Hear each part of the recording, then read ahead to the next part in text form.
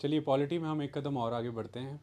संविधान की इस विकास यात्रा में हम राष्ट्रपति के विषय में पढ़ रहे हैं और हमने कमल आपको कल बहुत ही अच्छे से समझाया कि ऑर्डिनेंस मेकिंग पावर क्या होती है प्रेसिडेंट की। क्योंकि हमने प्रेसिडेंट को इतने अच्छे से पढ़ लिया है, अब हम गवर्नर को भी इनके साथ जोड़ करके आपको पढ़ा देंगे। केवल 8 और 9 ऐसे इंपॉर्टेंट पॉइंट्स हैं जो आपको गवर्नर के चैप्टर में अलग से समझने हैं, बाकी सारा चैप्टर सेम होगा कंसेप्चुअली, बस आपको टर्मिनोलॉजीज़ ही बदलनी है। ओके, आज हम आगे बढ़ रहे हैं। आपको जब हमने ऑर्डिनेंस मेकिंग पावर पढ़ाई तो उसके बाद हमने आपको समझाया प्रेसिडेंट की पावर ऑफ पार्डनिंग, जिसके अलग अलग मीनिंग थे। हमने आपको उसे एक बेहतरीन केस स्टडी के साथ जोड़ करके समझा देंगे। और अब हम आगे बढ़ रहे हैं प्रेसिडेंट के इस लास्ट टॉपिक के साथ, जिसका नाम है constitutional position of the president. ये समझ आ जाएगी तो बात समझ आ जाएगी। हालांकि पहले दिन से ही जब हम प्रेसिडेंट के ऊपर लेक्चर दे रहे हैं तो हम उसकी बार बार कॉन्स्टिट्यूशनल, उसकी संवैधानिक जो स्थिति है उसी को समझाने की प्रयास कर रहे हैं कि उसकी क्या पोजीशन है, उसको आप किस तरह से रिलेट करते हैं या उनको क्या पोजीशन आप अकॉर्ड करते हैं जब आप डिस्कशन करते हैं इंडियन स्टेट की। ओके, ये हम पहले लेक्चर से ही समझा रहे हैं। मैंने पहले और दूसरे इन 2 लेक्चर में तो खूबसूरती से यही बताया था कि प्रेसिडेंट प्राइम मिनिस्टर का अंतर, प्रेसिडेंट के इलेक्शन इनडायरेक्ट क्यों हैं, प्रेसिडेंट के इलेक्शन में इलेक्टेड कैंडिडेट्स क्यों होने चाहिए, प्रेसिडेंट के इलेक्शन में नॉमिनेटेड कैंडिडेट क्यों नहीं है, लेकिन प्रेसिडेंट की इम्पीचमेंट में नॉमिनेटेड कैंडिडेट्स भी हैं, बट स्टेट लेजिस्लेचर के ना इलेक्टेड ना नॉमिनेटेड कोई भी कैंडिडेट्स नहीं हैं। ये सब कुछ मैंने लॉजिकली आपको जो बताया वो मैंने प्रेसिडेंट की कॉन्स्टिट्यूशनल पोजीशन ही आपको बताई।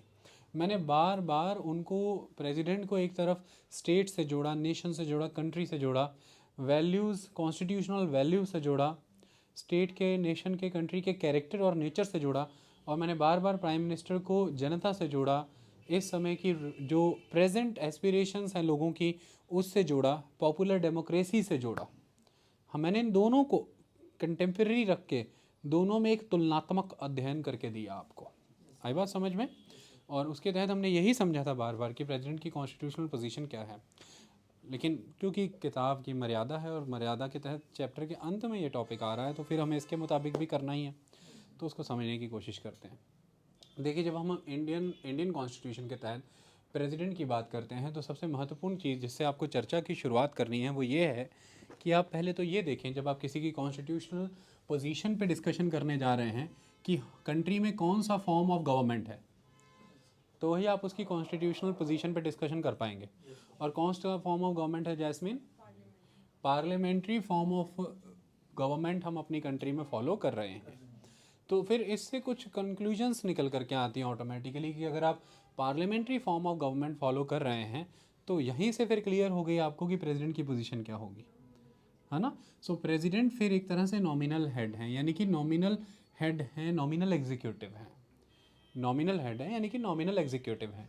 ये एक तरह से टाइटलर हेड है, ये एक तरह से कॉन्स्टिट्यूशनल हेड है।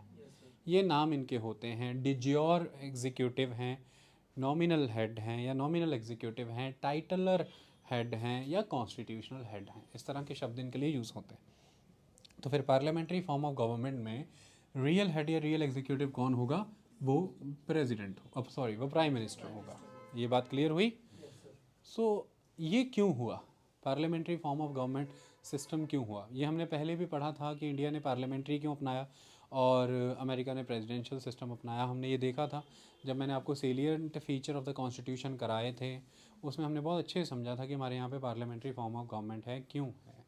उसका रीज़न हो जाता है, देखिए, एक तो बहुत बड़ा जो टेक्निकल रीज़न है वो ये है कि इंडिया पे ब्रिटिशर्स का रूल था और Britishers parliamentary form of government को प्रेफर करते थे अपनी कंट्री ब्रिटेन में। इसकी वजह से जो इंडियन लीडर्स थे उनको लंबे समय तक इंडिया में जो ब्रिटिशर्स ने इंस्टीट्यूशंस इस्टेब्लिश की उन इंस्टीट्यूशंस में काम करने का अनुभव था, उन इंस्टीट्यूशंस में काम करने का अनुभव था। तो पार्लियामेंट्री फॉर्म ऑफ गवर्नमेंट का एक कंसेप्ट हम वहाँ से ऑब्जर्व करते हैं। सेकंड इम्पॉर्टेंट आस्पेक्ट कि इंडिया की अगर हम बात करें तो डेमोक्रेसी जो है इंडिया के लिए वो बहुत ही न्यू एंड यंग कंसेप्ट था। एक न्यू एंड यंग कंसेप्ट था उस समय में। लंबे समय से इंडिया एक एब्सोल्यूटिस्ट किंगडम को ऑब्जर्व करता आ रहा था, चाहे किंग्स बदलते रहें लेकिन एब्सोल्यूटिज्म स्ट्रॉन्ग था। किंग्स थे, हियरार्किकल सिस्टम था, डेमोक्रेसी उस लेवल पर नहीं थी। ये पहली एक बात है, इसको भी मैं जोड़ता हूँ दूसरी कंसेप्ट के साथ। इंडिया में देखें तो डाइवर्सिटी का लेवल बहुत ज़बरदस्त है। इंडिया में डाइवर्सिटी बहुत स्ट्रॉन्ग है, डिफरेंट डिफरेंट रीजन्स। तो रीजन्स इंडिया का साइज़ सब कॉन्टिनेंट लेवल का साइज़ रखती हैं, और उसमें भी लैंड फॉर्म्स कई तरह के हैं। माउंटेन्स पॉकेट्स हैं जहाँ पे आप बिल्कुल ही आइसोलेट हो जाते हैं। अगर अटल टनल ना है तो लाहौल स्पीति के इलाके से आप लंबे समय तक कट जाते हैं, 4 से 5 6 महीने के लिए। फिर इसी तरह से नॉर्थ ईस्टर्न स्टेट्स की बात करें, फिर भारत के सेंट्रल इंडिया में आप ट्राइबल एरियाज़ की बात कर लें, तो कुल मिलाकर के बहुत सारे आइसोलेटेड पॉकेट्स हैं, रीजन बहुत एक्सटेंसिव है, टोपोग्राफिकल चेंजेस डिफरेंसेस बहुत ज़्यादा हैं, प्लेन्स हैं, माउंटेन्स हैं, आपके पास डेजर्ट्स भी हैं, आपके पास वेट फॉरेस्ट एरियाज़ भी हैं। तो कई फिजियोग्राफिक रीजन हैं और different different type of topography हैं। इसकी वजह से भी अंतर आ जाता है वहाँ के लोगों के कस्टम कल्चर मैनर में, खान पान में अंतर आता है, उनकी इकोनॉमी में। कोस्टल एरिया में रहेंगे तो नेचुरली इकोनॉमी कोस्टल हो जाएगी, और यही अगर वो पहाड़ी इलाकों में रहेंगे जहाँ पर बर्फ़ पड़ती है तो उनके खान पान वैसे हो जाएंगे। वो एनिमल हस्बेंड्री करेंगे, फसलें उस लेवल पर हो नहीं पाएंगी, और एनिमल हस्बेंड्री करेंगे तो एनिमल से डिराइव होने वाले प्रोडक्ट्स को यूटिलाइज़ करेंगे। यही अगर वो केरल में कोस्टल एरिया में रहेंगे तो फिर वहाँ पर फ़िशिंग एक इम्पॉर्टेंट कल्चर हो जाएगा, और फिर उनकी डाइट, उनका रहन सहन भी वैसा ही। पैडी एक इम्पॉर्टेंट क्रॉप होगी, राइस एक इम्पॉर्टेंट स्टेपल क्रॉप होगी वहाँ पर। तो इस तरह से आप किस रीजन में एग्जिस्ट कर रहे हैं, वहाँ की टोपोग्राफी क्या है, कैसा एग्रीकल्चर वहाँ पर सपोर्ट होता है, वहाँ पर टेम्परेचर और प्रेशर के डिफरेंसेस कहते हैं, विंटर सीज़न, समर सीज़न, या फिर मानसूनल इफेक्ट काफ़ी ज़्यादा रहता है रेनफॉल का, वेट क्लाइमेट है या ड्राई क्लाइमेट है, ये सारी चीज़ें आपके रहन सहन को प्रभावित करती हैं। आप पानी का इस्तेमाल खुला करेंगे या पानी को सहेज के रखेंगे, जैसे कि राजस्थान के इलाके में आपको पानी सहेज के रखना पड़ेगा। ऐसे में आपके मैरिजेस, आपके रिचुअल्स, आपके कल्चर मैनर सारे ही चेंज हो जाते हैं दूसरे रीजन्स के कंपैरेटिवली। ओके, तो इतनी सारी डाइवर्सिटी है। इस पर भी फिर लिंग्विस्टिक डाइवर्सिटी लैंग्वेज के आधार पर, फिर रिलीजियस डाइवर्सिटी रिलीजन के बेसिस पर, cultural diversity, economic diversity, regional diversity, ethnic diversity, so many diversities are there. विविधताएं बहुत हैं।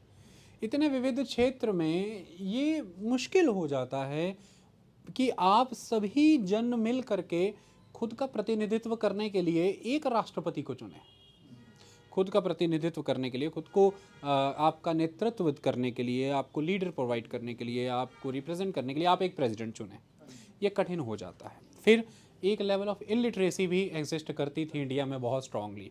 इस लेवल ऑफ इलिटरेसी के साथ ये कठिन हो जाता है कि आप सीधे सीधे चयन करें उस पर्सन का जो आपके लिए आगे आने वाले समय में बहुत स्ट्रांगली एग्जीक्यूटिव पावर्स को होल्ड करेगा, उसके किए हुए काम और नियम आपको प्रभावित करेंगे। हो सकता है आप सही इंसान का चयन ना कर पाएँ, ये परेशानी कर सकता है। और फिर इकोनॉमिक बैकवर्डनेस थी, अभी इलिटरेसी भी थी, लोग रोज़मर्रा की ज़रूरतों की पूर्ति ही अभी नहीं कर पा रहे थे। ऐसे में आप पॉलिटिकली पार्टिसिपेट करें एक्टिवली, ये देखने के लिए कि प्रेसिडेंट कैसा परफॉर्म कर रहे हैं कैसा नहीं, उन पर एक रियलिटी चेक रखा जाए। मीडिया उतना स्ट्रांग नहीं हुआ करता था कि मीडिया के वाया आप उन पर प्रेशर क्रिएट करेंगे। प्रेशर ग्रुप से कंट्री में एग्जिस्ट नहीं करते थे कि जिनके वाया आप प्रेसिडेंट को प्रेशराइज करें। ऐसे चेक्स और बैलेंसेज, ऐसे प्रेशर्स एग्जिस्ट नहीं करते थे। इलिटरेसी का लेवल था, इकोनॉमिक बैकवर्डनेस थी, पॉवर्टी एग्जिस्ट करती थी, लैक ऑफ डेवलपमेंट था, प्रेशर ग्रुप्स की शुरुआत उस लेवल पर नहीं थी क्योंकि डेमोक्रेसी कंट्री में उस लेवल पर नहीं थी, और रीजनली आप बहुत आइसोलेटेड थे एक पॉकेट से दूसरे पॉकेट तक। फिर डाइवर्सिटीज़ बहुत स्ट्रॉन्ग थी। ऐसे में सबसे बेहतर तरीका यही आता था कि आप इमीडिएटली किसे अप्रोच कर सकते हैं। इमीडिएटली आप अप्रोच कर सकते हैं, आपके पास इमीडिएट आपका leader, that is your very local representative, that is your MLA और योर एमपी, है ना, जो आपसे सरोकार रखता है, जो आपकी समस्याओं को समझे, आपके बीच आए, अंडरस्टैंड करे, और फिर आप उस पर अपना विश्वास जता दें, यानी कि आप अपना मत उसको दे दें, और फिर वो 5 बरस तक आपके लिए कार्य करता रहे, वो आपको रिप्रेजेंट करे। इस तरह के फिर अलग अलग रीजनल, अब देखिए किसी भी डाइवर्सिटी, ट्राइबल लीडर्स आ जाएंगे।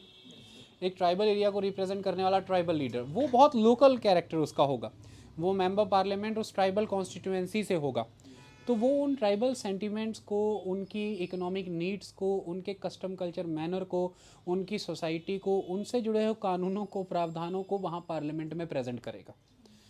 बाकी सारे देश की बात वो करेगा। एक तो नेशनल लेवल पर बात होगी, वो एक अलग चीज़ है।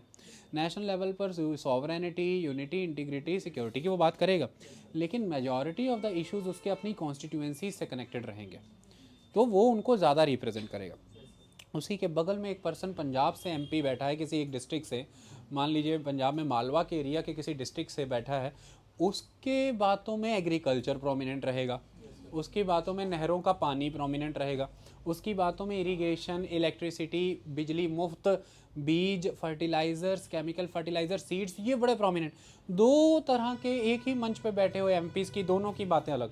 एक बात कर रहा है कि फॉरेस्ट ड्वेलर्स को उनके राइट्स दे दिए जाए लैंड के, वो कह रहा है कि इंडस्ट्री डेवलपमेंट उस क्षेत्र में उस लेवल पर ना आए कि फॉरेस्ट ख़त्म हो जाएं, वो कह रहा है कि इकोलॉजी इन्वायरमेंट पर ज़्यादा फोकस करें, रिवर्स को कंटेमिनेट ना करें, यूरेनियम को यूज़ करते समय जो वेस्ट डेवलप हो रहा है उसका डिस्पोजल प्रॉपर किया जाए, किसानों के आदिवासियों के कस्टम कल्चर मैनर को प्रोटेक्ट करने के लिए और सख्त कानून लाए जाएं। मतलब उसकी बातें बिल्कुल अलग, लेकिन जो पंजाब से आ रहा है उसकी बातें टोटली अलग।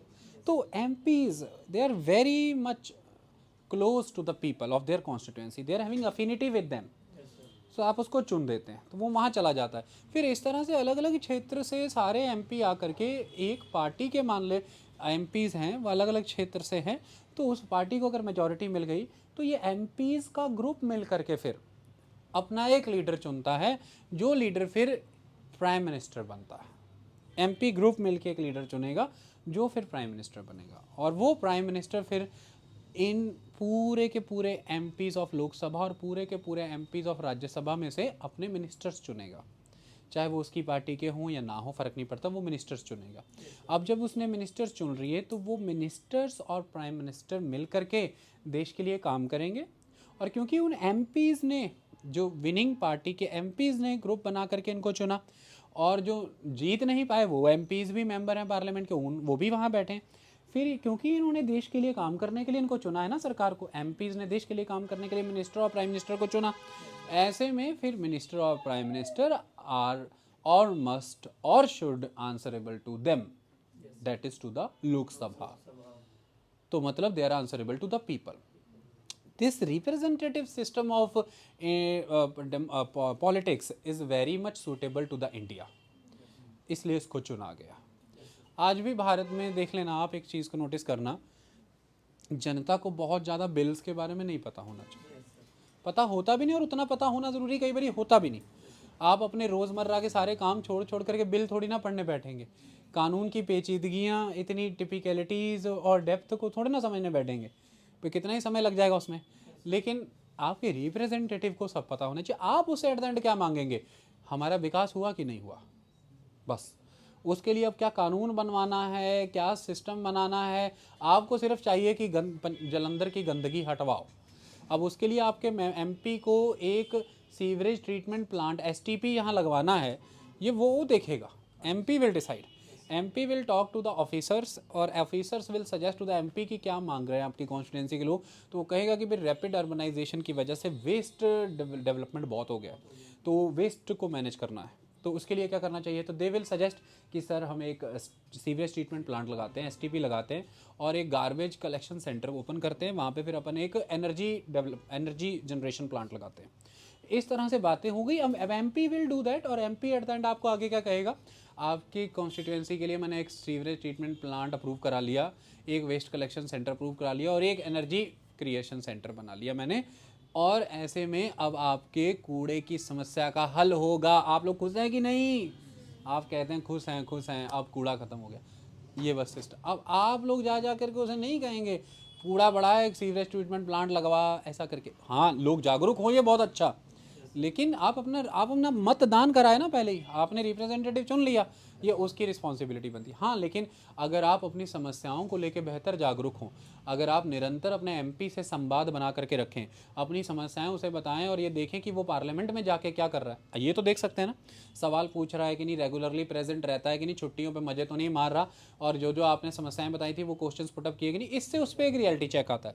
तो आप प्रेशर ग्रुप्स का काम तो कर सकते हैं, लेकिन आपको रिप्रेजेंट वही करेगा। तो ये सिस्टम हमने ज़्यादा बेटर माना कि एक पार्लियामेंट बनाते हैं, पार्लियामेंट में हम अपने रिप्रेजेंटेटिव्स को चुन के भेजते हैं, वो रिप्रेजेंटेटिव्स में से जिस पार्टी को मेजॉरिटी में रिप्रेजेंटेटिव्स मिल जाएंगे वो पार्टी को अपॉर्चुनिटी मिल जाए सरकार बनाने की, फिर वो पार्टी एमपी मिनिस्टर्स और प्राइम मिनिस्टर की एक सरकार बना दे, फिर वो सरकार जो है ऑल इन ऑल लोकसभा को आंसरेबल हो जाए, यानी कि हमारे एमपीज़ को आंसरेबल हो जाए, यानी कि हमारे प्रति जिम्मेदार हो जाए। ये सिस्टम हमको सही लगता है, parliamentary form of system is correct. क्योंकि प्रेसिडेंशियल सिस्टम ऑफ गवर्नमेंट में शायद हम प्रेसिडेंट को कंट्रोल ना कर पाएँ, शायद प्रेसिडेंट बहुत ज़्यादा पावरफुल हो जाए, क्योंकि वो हेड ऑफ द स्टेट भी हो जाएगा, वो हेड ऑफ द गवर्नमेंट भी हो जाएगा। लेकिन पार्लियामेंट्री फॉर्म ऑफ गवर्नमेंट में वी कैन कंट्रोल इट, अपन काम कर लेंगे। आई बात समझ में? तो इंडिया के लिहाज से इस सिस्टम को सही माना गया। तो पहले जब आप प्रेसिडेंट की कॉन्स्टिट्यूशनल पोजीशन बता रहे हैं, आप यही आइडेंटिफाई कर लीजिए फॉर्म ऑफ गवर्नमेंट कौन सा फॉलो करते हैं। तो आप parliamentary form of government follow करते हैं, और पार्लियामेंट्री फॉर्म ऑफ गवर्नमेंट में फिर ये तय है बात कि जिस पे पावर आपने पोज की है वो ज़्यादा स्ट्रेंथेंड होगा, always strengthened in the form कि उसकी रिस्पॉन्सिबिलिटीज़ ज़्यादा होंगी, वो ज़्यादा लायबल होगा आपके प्रति, तो फिर उसका एरिया ऑफ वर्क भी ज़्यादा होगा। तो इसलिए प्राइम मिनिस्टर रियल हेड है, रियल एग्जीक्यूटिव है, प्रेसिडेंट नॉमिनल हेड है, नॉमिनल एग्जीक्यूटिव है। कहानी समझ में आई? अब ऐसे में बी आर अम्बेडकर की राय क्या कहती है? वो क्या कहते हैं कि कैसे काम करता है इंडियन प्रेसिडेंट की, क्या पोजीशन है इंडियन कॉन्स्टिट्यूशन के अंदर। तो बी आर अम्बेडकर के कहते हैं कि वो कहते हैं कि at the head of the Indian union, यहाँ पर उन्होंने बात इंडियन यूनियन की है, और जब इंडियन यूनियन वर्ड आ जाता है तो कहानी फिर और बदल जाती है। इंडियन यूनियन मने the union of the states, India that is Bharat. हम जब पढ़ते हैं वो इंडिया दैट इज़ भारत है, इंडिया जिसमें कि एक भारत नाम की परंपरा है, भारत नाम की संस्कृति है, भारत नाम की सभ्यता है, वो इंडिया, वो वाला इंडिया। ऐसे कितने इंडिया हो सकते हैं, बट आपसे जब भी कोई पूछे कौन सा इंडिया, तो उसको जवाब दे India that is Bharat. Okay? जब कोई पूछे इंडिया, तो इंडिया का इंग्लिश मीनिंग भारत नहीं है कि India that is Bharat, English meaning इसका नहीं नहीं नहीं, ये इंग्लिश मीनिंग ऐसा नहीं है कि गर्ल दैट इज़ लड़की, नहीं, बॉय दैट इज़ लड़का, नहीं, it is India that is Bharat. यानी कि मनसीरत दैट इज़ अ स्कॉलर, मनसीरत दैट इज़ IAS, अमराज दैट इज़ फार्मर। इसको ऐसे समझना है, अमराज दैट इज़ बॉय नहीं, मनसीरत दैट इज़ गर्ल नहीं, माने उसका गुण धर्म क्या है, गुण धर्म, वो किस कंटेंट क्या रखा हुआ अपने अंदर। तो इंडिया दैट इज़ भारत, और भारत माने उसका कंटेंट, उसका कल्चर, कस्टम, मैनर, उसकी परंपरा, उसकी सभ्यता, उसकी संस्कृति, उसके उद्देश्य, उसके मूल्य क्या है। वही आई बात समझ में? तो इसी से वो कह रहे हैं कि भाई जो इंडियन यूनियन है हमारी, तो इंडियन तो क्लियर हो गया कि भाई हम क्या है, इंडिया दैट इज़ भारत, और यूनियन माने हमारा पॉलिटिकल सिस्टम क्या है, हम इंडियन फेडरेशन नहीं है, हम इंडियन यूनियन है। तो इंडियन यूनियन का मतलब यूनियन ऑफ द स्टेट्स, मतलब कि यूनियन में ही नाम साफ साफ मोटा मोटा नज़र आ रहा है, स्टेट्स लिखा हुआ चाहे नहीं है, बट यूनियन वर्ड चिल्ला रहा है बार बार कि ये सेंटर वर्ड नहीं यूज़ हुआ यहाँ पे, फेडरेशन वर्ड नहीं, इंडिया माने यूनियन ऑफ द स्टेट्स, तो स्टेट्स इसका अभिन्न अंग ही है। तो इसलिए वो कह रहे हैं कि at the head of the Indian union there is a functionary, तो वो कह रहे हैं there is a functionary, that functionary is the president. और ये सेम लाइन अमेरिकन कॉन्स्टिट्यूशन की है, अमेरिकन कॉन्स्टिट्यूशन में भी होता है। अगर अमेरिकन फेडरेशन की आप बात करें तो उनका head of the American federation is the functionary, that functionary is president. यहीं पे बी आर अम्बेडकर ने आपको समझाया कि ध्यान से सुन लो, कॉन्स्टिट्यूशन हमारा इम्प्लिसिटली यानी कि बोल के नहीं, चुपचाप से, और फंक्शनली फेडरल है। कॉन्स्टिट्यूशन हमारा इम्प्लिसिटली और फंक्शनली फेडरल है, स्ट्रक्चर वाइज फेडरल नहीं है उतना, फंक्शनली बहुत फेडरल है। ये बात समझ आ जाएगी, टेंशन नहीं लेने का। ऐसे में वो बार बार ये कह रहे हैं कि हमने जब फंक्शनरी के तौर पर बात की है, हमारी कंट्री में वो प्रेसिडेंट हैं, सिर्फ और सिर्फ ये फंक्शनरी वर्ड सुन करके आपको ये system of United states America लगता होगा, बट वो कह रहे हैं कि नाम की आइडेंटिटी सेम होने से बाकी सब बदल रहा है, सिर्फ नेम आइडेंटिकल है, फंक्शनरी वर्ड यूज़ हुआ है, that's it, that is all, इसके आगे कुछ भी नहीं, ये आइडेंटिकल कैरेक्टर है, रेस्ट सब कुछ डिफरेंट है। वो डिफरेंट कैसा है उसको समझने की कोशिश करें। वो ये कह रहे हैं कि जो अमेरिकन प्रेसिडेंट है उसकी पोजीशन इंडियन प्रेसिडेंट से टोटली डिफरेंट है। अमेरिकन प्रेसिडेंट की क्या खासियत है, वो अमेरिकी राज्य यानी कि अमेरिकन स्टेट का भी हेड है, जैसे कि इंडियन प्रेसिडेंट इंडियन स्टेट के हेड है। हमने पढ़ा था ना, भारतीय राष्ट्रपति भारतीय राज्य के क्या है, हेड है। इसी तरह से अमेरिकन प्रेसिडेंट अमेरिकन स्टेट के हेड हैं।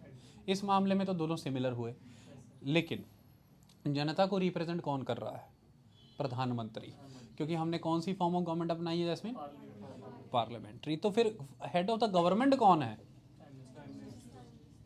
तो इंडिया में head of the government prime minister है, प्रेसिडेंट नहीं है। लेकिन अमेरिका में हेड ऑफ द गवर्नमेंट कौन है, क्योंकि वहाँ पर अमेरिकी राष्ट्रपति को वहाँ की जनता चुन रही है, लेकिन यहाँ पर भारतीय राष्ट्रपति को भारतीय जनता नहीं चुन रही, भारतीय प्रधानमंत्री को भारतीय जनता चुन रही है। समझ आ रही बात, क्लियर हुई कहानी। तो जिसे जनता चुन रही है वो सरकार का हेड होगा। That person will govern the laws rules and regulations for the people, because people को फॉलो करने हैं, अबाइड करने हैं वही रूल्स एंड रेगुलेशंस। तो वो अपने ही लोगों द्वारा, अपने ही द्वारा चुने लोगों के तहत बनाए गए रूल रेगुलेशन को ही पहली बात तो फॉलो करेंगे, और उन्हीं लोगों को जिम्मेदारी भी देंगे कि वो गवर्न करें इस बात को कि लोग फॉलो कर रहे हैं कि नहीं कर रहे हैं। ऐसे पर्सन को नहीं कानून बनाने की ताकत दे दी जाएगी जिसको चुना नहीं उन्होंने, और उसको ही ताकत नहीं दे दी जाएगी कानून को गवर्न करने की जिसको चुना नहीं उन्होंने। तो हेड ऑफ द गवर्नमेंट अपनी कंट्री में कौन होते हैं, प्राइम मिनिस्टर। लेकिन अमेरिका में ये है अधिकार, क्योंकि वहाँ की जनता चुन रही है। आई बात समझ में, वहाँ की जनता मेंबर चुनती है, वो मेंबर इलेक्टोरल कॉलेज फॉर्म पर कर रहे हैं, उससे राष्ट्रपति चुन करके आ रहे हैं। तो सीधे चुनाव हो रहा है, राष्ट्रपति वोट मांगने लोगों के बीच सीधे जा रहे हैं, वहाँ पे इलेक्शन कैंपेन्स हो रहे हैं, प्रेसिडेंट सीधे आ रहे हैं। बट इंडियन प्रेसिडेंट कभी आपके बीच वोट मांगने आए? आज दिन तक आपने इंडियन प्रेसिडेंट का इलेक्शन कैंपेन देखा? मैं तो कभी नहीं देखा। अमेरिकन प्रेसिडेंट का इलेक्शन कैंपेन तो आपने जम के देखा होगा। ऐसे ही लगता है कोई मूवी का ट्रेलर लॉन्च होने वाला है, जब वो आते हैं अपनी अपनी वाइफ के साथ, वहाँ पर पूरा शो होता है, डिबेट्स होती हैं, मीडिया में आते हैं, और हर बार एक ट्राम निकल रही होती है और उसके पार एक बच्चा होता है, उस बच्चे को जाके ज़रूर मिलते हैं, और फिर वो वाला वीडियो भी छपता है। ये होता ही है, हमारे प्रधानमंत्री ने भी किया था ऑस्ट्रेलिया जाके ऐसा, गाड़ी से उतरे थे, दूसरी पार जरूर मिलने आए थे एक बच्चे से। तो ये होता है। चलो थोड़ा वेस्टर्न चीज़ें हैं, क्या करनी है। तो कुल मिलाकर के हमारे प्रेसिडेंट का भी इलेक्शन कैंपेन नहीं, और उन्हें चुनने जनता आ नहीं रही। वो इलेक्टोरल कॉलेज अलग है, वो इलेक्टोरल कॉलेज के माध्यम से चुने जाएंगे। So he is not the head of the government, our prime minister is the head of the government. तो फिर हमारे प्रेसिडेंट की अमेरिकन प्रेसिडेंट से पोजीशन तो टोटली डिफरेंट हो गई, टोटली डिफरेंट हो गई। हमारे प्रेसिडेंट का रोल बहुत अलग हो जाता है, क्योंकि हमारे जो प्राइम मिनिस्टर हैं वो तभी, हमारा हेड ऑफ द गवर्नमेंट तभी तक एक्टिविटी में रह पाता है, तभी तक पावर में रह पाता है अगर उसको कॉन्फिडेंस मिला हुआ है लोकसभा में, अगर उनकी पार्टी मेजॉरिटी में है लोकसभा में। लेकिन अमेरिकन प्रेसिडेंट को इस बात का अंतर नहीं पड़ता, यानी कि अमेरिका के हेड ऑफ द गवर्नमेंट को इस बात का अंतर नहीं पड़ता कि उसकी पार्टी अब वहाँ की कांग्रेस, यानी कि वहाँ की पार्लियामेंट में मेजॉरिटी में है कि नहीं है। वो 4 साल का राष्ट्रपति है, वो 4 साल राष्ट्रपति रहेगा। अब चाहे चुनाव हो गए और उसकी पार्टी वहाँ की पार्लियामेंट में कांग्रेस में माइनॉरिटी में आ गई है, फ़र्क नहीं पड़ता, वो रहेगा ही रहेगा। ऐसा क्यों हो पाया? क्योंकि उसका जन्म उस कांग्रेस से नहीं हो रहा ना, उसका जन्म कांग्रेस से नहीं हो रहा ना, उसका जन्म वहाँ की पार्लियामेंट से नहीं हो रहा, उसका जन्म सीधे जनता से हो रहा है। वहाँ के राष्ट्रपति का जन्म सीधे जनता से हो रहा है, इसलिए वो खत्म भी जनता के हाथों ही होगा 4 साल बाद चुनाव से। लेकिन हमारे प्रधानमंत्री का जन्म जनता से हो रहा है, तो हमारे प्रधानमंत्री का अंत भी जनता से होगा। और वो कैसे होता है अगर आप देखें तो वाया पार्लियामेंट, क्योंकि हमारे प्रधानमंत्री का जन्म जनता के वाया पार्लियामेंट हो रहा है। समझ में आई कहानी? और वहाँ के राष्ट्रपति का जन्म जनता के वाया सीधे हो रहा है, वाया वहाँ की कांग्रेस नहीं हो रहा है। समझ आई कहानी? और हमारे तो राष्ट्रपति का जन्म जनता के वाया हो ही नहीं रहा किसी भी तरह से, ना पार्लियामेंट के वाया ना किसी वाया। ये सारी कहानी समझ आ रही है? अमेरिकी राष्ट्रपति को अंतर ही नहीं पड़ता है कि उसकी पार्टी के मेंबर 1.5 रह गए हो चाहे वहाँ की कांग्रेस में, वो रहेंगे। वो अलग बात है कि उनके खिलाफ इम्पीचमेंट ना हो जाए, बट उनकी अगर पार्टी वहाँ माइनॉरिटी में आ गई ना, मतलब अमेरिकी डोनाल्ड ट्रंप को कोई कहे, अब तो चलिए जो बिदेन है, कि आपकी पार्टी खाली 3 मेंबर रह गए वहाँ की कांग्रेस में, वो कहेंगे फिर क्या है, मैं तो राष्ट्रपति चुना गया हूँ 4 साल के लिए। हाँ, इम्पीचमेंट आ जाए उनके खिलाफ वो अलग बात है, लेकिन अब हेड ऑफ द गवर्नमेंट है ना वो वहाँ के, यहाँ का head of the government prime minister है ना। हमारे प्राइम मिनिस्टर के लिए इम्पीचमेंट जैसा कुछ भी नहीं है। इंडियन प्राइम मिनिस्टर को, हेड ऑफ द गवर्नमेंट को आप इम्पीचमेंट से नहीं हटाते, ऑटोमेटिकली हट जाएंगे अगर लोकसभा में इनकी पार्टी माइनॉरिटी में आई। मतलब 3 मेंबर होने की जरूरत नहीं है, 272 से 2 भी नीचे आ गए, ऑपोजिशन कहेगी कॉन्फिडेंस प्रूव करो भाई, कॉन्फिडेंस प्रूव करो, बताओ आप हो, आपके पास संख्या बल है। तो इसलिए कई बार जो पार्टियां मार्जिन पे बैठी होती है ना 272 पे, एक भी मेंबर लुढ़क जाए ना, अगर उनका कहीं गलती से डेथ हो गई या कुछ है, या फिर इस्तीफा दे दे, बस फिर उसी समय नो कॉन्फिडेंस मोशन की गेम शुरू हो जाती है, क्योंकि उनको संख्या बल प्रदान करना पड़ेगा। समझ आई? कभी कोई प्राइम मिनिस्टर सुना इम्पीचमेंट से निकला? क्यों करनी इम्पीचमेंट यार? जब उसको लोकसभा को कॉन्फिडेंस मिला ही हुआ है तो वो रहेगा ना, समझो इस बात को। और जब लोकसभा कॉन्फिडेंस नहीं है तो वो तो फिर अपने आप ही निकल जाएगा। लेकिन American head of the government, American president ऐसा सिस्टम नहीं है। वो क्योंकि काफ़ी इंडिपेंडेंट है वहाँ की वहाँ की कांग्रेस से, वहाँ की पार्लियामेंट से। आई बात समझ में? तो पार्लियामेंट में अलग चलता है, वहाँ की कांग्रेस में अलग चलता है, वहाँ प्रेसिडेंट अलग चलता है। आई बात समझ में? तो इंडियन प्रेसिडेंट तो फिर है head of the state, American president भी हेड ऑफ द स्टेट, लेकिन इंडिया में head of the government prime minister है, अमेरिका में हेड ऑफ द गवर्नमेंट भी प्रेसिडेंट है। वो क्यों है, वो सारी कहानी मैंने आपको समझा दी। तो क्योंकि हमारे president head of the state हैं, और हेड ऑफ द स्टेट होने के नाते ये जिम्मेदारी उनकी बनती है कि उन्हें कॉन्स्टिट्यूशन, जो कि स्टेट की वाणी है, कॉन्स्टिट्यूशन स्टेट की वाणी है, राज्य, भारतीय राज्य बोलने तो नहीं आएगा। हाँ, रामानंद सागर के सीरियल अगर हो तो उसमें भारतीय राज्य बोल सकता है, किसी फॉर्म में दिखाएंगे ना, वो किसी फॉर्म में दिखाएंगे ना, कॉन्स्टिट्यूशन की बुक से कुछ आवाज़ आ रही है, तो स्टेट की भाषा कॉन्स्टिट्यूशन होता है। तो स्टेट के रिप्रेजेंटेटिव, स्टेट के कस्टडियन, स्टेट के सिंबल, स्टेट के फंक्शनरी प्रेसिडेंट है। तो कॉन्स्टिट्यूशन की वायलेशन अगर होगी तो उनका इम्पीचमेंट होगा, उनका इम्पीचमेंट हो जाएगा, क्योंकि वो तो किसी पार्टी से बिलोंग करते ही नहीं, तो फिर वो ऑफिस में तब तक क्यों रहें जब तक उनकी पार्टी मेजॉरिटी में है। तो हमारे हेड ऑफ द स्टेट फिर कब निकाले जाएंगे? शर्त एक ही है कि वायलेशन कॉन्स्टिट्यूशन का होना चाहिए। He is a non partisan candidate, इसलिए उनका इम्पीचमेंट होता है। लेकिन जो पार्टीजन है पर्सन, उसका इम्पीचमेंट क्यों हो? जो पार्टीजन है पर्सन इंडिया में, उसका इम्पीचमेंट क्यों हो? जैसे प्राइम मिनिस्टर। लेकिन अमेरिका में वहाँ के राष्ट्रपति पार्टीजन होते हैं, वो एक पार्टी से बिलोंग करते हैं, फिर भी उनका इम्पीचमेंट होता है। उसका कारण ये है क्योंकि वो हेड ऑफ द गवर्नमेंट के साथ साथ हेड ऑफ द स्टेट भी हैं, और ऐसे में कॉन्स्टिट्यूशन की वायलेशन करने का अधिकार उनको नहीं है। अगर करेंगे तो फिर वहाँ क्या जो स्टेट है उसकी जो वाणी है उसका वायलेशन कर देंगे, तो वहाँ की कांग्रेस उनका इम्पीचमेंट कर देगी। अब ध्यान से सुनो, अब इसमें भी एक जादुई है। अगर उनकी पार्टी में वहाँ पार्लियामेंट, वहाँ की कांग्रेस में मेजॉरिटी में भी हो, कोई बात नहीं, इम्पीचमेंट तब भी हो सकता है। आपने हेड ऑफ द स्टेट होने के नाते कॉन्स्टिट्यूशन का वायलेशन कर दिया ना, इम्पीचमेंट तब भी देख लेंगे आप। लेकिन हमारे यहाँ पर प्रधानमंत्री को अगर मेजॉरिटी मिली हुई है लोकसभा में, तो मतलब हिला नहीं सकते आप। आई बात समझ में? हिला नहीं सकते आप। कोई ना कोई कांड करेंगे वो अलग बात है, वैसे हिला नहीं सकते आप। आई बात समझ में? ये कहानी क्लियर हो रही है? तो हमने कौन सिस्टम अपनाया? Parliamentary form. अमेरिका में कौन सा सिस्टम है? प्रेसिडेंशियल। अमेरिकन प्रेसिडेंट क्या होता है? Head of the state and head of the government. हमारे प्रेसिडेंट क्या है? Head of the state. हमारे हेड ऑफ द गवर्नमेंट कौन है? Prime minister. तो फिर सिर्फ और सिर्फ नेम फंक्शनरी आइडेंटिकल है, बाकी तो कुछ आइडेंटिकल नहीं है, बाकी तो सब सिर्फ। तो फिर हमारा प्राइम मिनिस्टर किसी ना किसी कंट्री के हमारे प्रेसिडेंट किसी ना किसी कंट्री कोई तो मॉडल से उठाए गए होंगे। तो क्योंकि पार्लियामेंट्री फॉर्म यूके से आया है, क्योंकि पार्लियामेंट्री फॉर्म ऑफ गवर्नमेंट अंग्रेजों का, तो फिर सीधी बात है, हमारे प्रेसिडेंट भी क्या है? क्राउन। जो ब्रिटेन में क्राउन की पोजीशन है, वही पोजीशन हमारे प्रेसिडेंट की इंडिया में है। जो ब्रिटेन के क्राउन की पोजीशन है ना, राजघराने यानी कि क्राउन जो वहाँ का है उसकी पोजीशन है, वही हमारे देश में हमारे प्रेसिडेंट की पोजीशन है। वही लाइन मैंने यहाँ पर लिखी है कि Indian president occupies the same position as the king under the head of the state but not the executive. आई बात समझ में? अब वहाँ का किंग क्या होता है? हेड ऑफ द स्टेट तो होता है, but head of the executive नहीं होता, क्योंकि हेड ऑफ द एग्जीक्यूटिव तो ब्रिटेन का प्राइम मिनिस्टर होता है, हेड ऑफ द गवर्नमेंट तो वहाँ का प्राइम मिनिस्टर होता है। जो अलग अलग होते हैं, जैसे पहले डेविड कैमरून हुआ करते थे, उनके बाद फिर एक वुमेन आई, और अभी वो जो कोविड से प्रभावित थे, बोरिस जॉनसन।